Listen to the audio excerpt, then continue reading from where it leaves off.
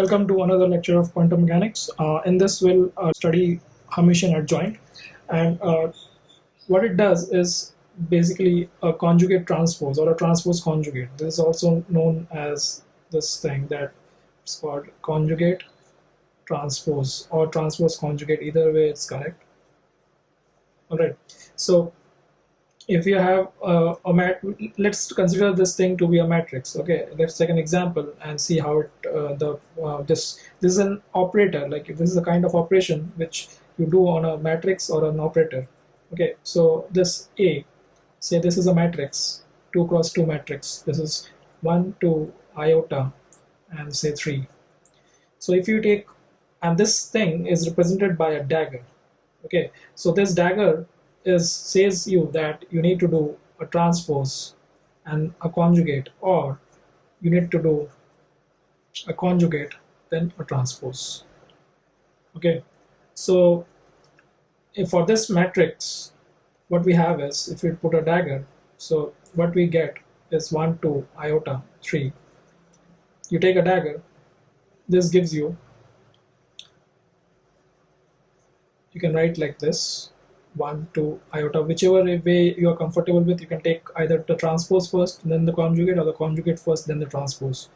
So what we have here is you take the transpose first, so you get 1 2, this is iota 3. So what is happening here, this this row gets converted to a column, and this row gets converted to this column, and we have a conjugate. Now in conjugation, what happens is you replace iota by minus iota, or minus iota by iota. So in this case, the other numbers remain the same because they are real, and this becomes minus iota. This is 2 and 3. Alright, so this is how you take a conjugate transpose or a transpose conjugate. You can check by applying it the other way, you'll get the same result. Alright, so the Hermitian adjoint of an operator A, Hermitian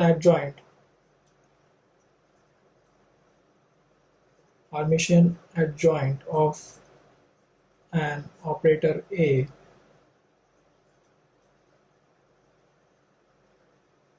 is simply taken by just applying a dagger, and you have this thing that you take conjugate and then do a transpose, because an operator can be represented by a matrix, so it follows the same rule here what we have done here.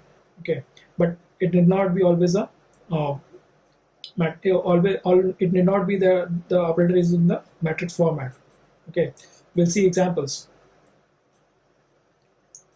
So this is, so these two are the same thing, so whichever you way want, you can do it. Now the next is the Hermitian adjoint of a scalar constant. Hermitian adjoint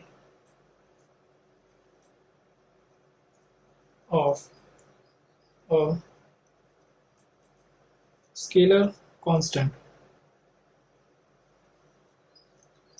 constant.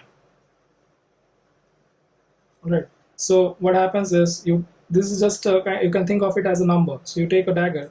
So what it happens is since there is no, it's not a kind of a matrix thing.